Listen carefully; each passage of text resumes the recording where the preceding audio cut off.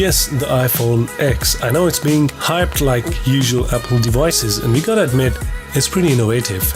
But it's been nearly 6 months since its launch. Some have bought it already and some are planning to. And I today will be sharing my 6 months with the iPhone X. So let's begin. The iPhone X is definitely very different to previous iPhones, and it has some major changes. Say goodbye to home button and a hello to the notch. In fact, a big notch on the top of the screen. This is a fair attempt by Apple to push the screen right to the edges and help create a bezel-less experience, showcasing where the future is moving towards. The stainless steel frame, it's beautiful but very slippery. It's $1,000 phone, so beware. At the base, camera is popping out. Why? That I don't know.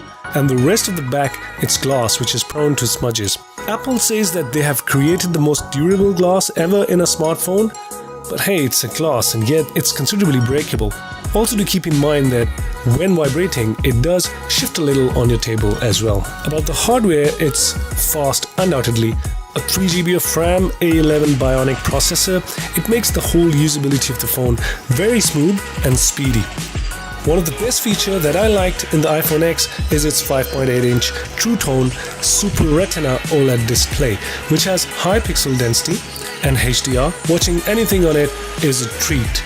Weirdly though, we have the warm yellow to white color shift in display while we're tilting the phone. So Apple, it's $1,000 phone. Please tweak this thing if it's possible via some updates, or I hope it doesn't happen in future. And I remember, where is the always on display? It's an old yet very useful feature. So Apple, if you're listening, I hope we could get this in future. Another innovative and major change in the iPhone X is the notch. I know it has been disliked, and yes, it's a definite hindrance for me and probably most people who would want to enjoy the video on full screen, but forcefully, either they have to get used to it or just reduce the size of the video. The notch is the place where all the features like facial recognition, infrared, front camera and other sensors reside. So over the last 6 months, several apps have updated their interfaces to accommodate this notch. Strangely, I noticed my 2-year-old S7 Edge still has a bigger video playback display than the iPhone X. And trust me, I don't like the heads chopped just to see a video on full screen.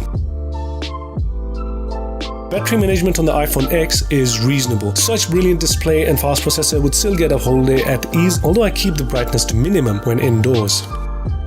Another major change by Apple in the iPhone X is the introduction of Face ID instead of the usual fingerprints. Face ID is truly innovative. It's fast. Difference of speed between the fingerprint and Face ID is not a lot though, and it works well in most conditions. Considering face angle to the camera should be properly aligned and there is reasonable light. I, however, would still prefer the fingerprint, as I have to lift and align the phone every time in order to log in. So I don't think it's a good idea to completely remove the fingerprint. Now, this is my secondary phone. I do sometimes leave my phone with my nephew. Unfortunately, it's not possible anymore with the single face ID limitation in iPhone X. Now we all know Apple makes brilliant smartphone cameras and iPhone X is no different. It has two optically stabilized 12 megapixel cameras at the back. Pictures from the cameras are awesome.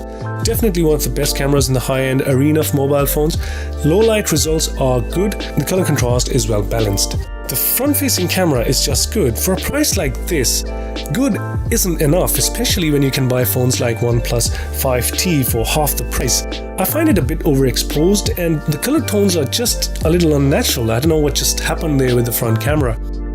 Apple removed the home key. That's a big change, but it just took me around a single day to get used to it and find it actually quite convenient now.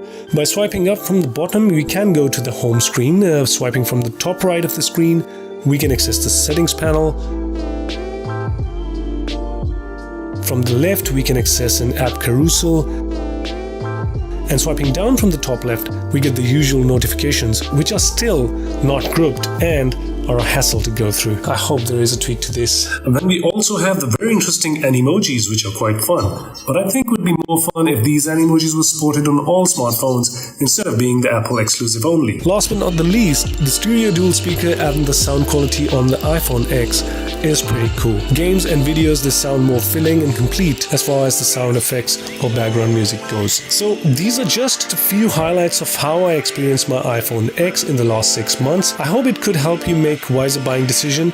Do share if you're planning on buying this or not in the comments down below. Till again, Forest Tech signing out.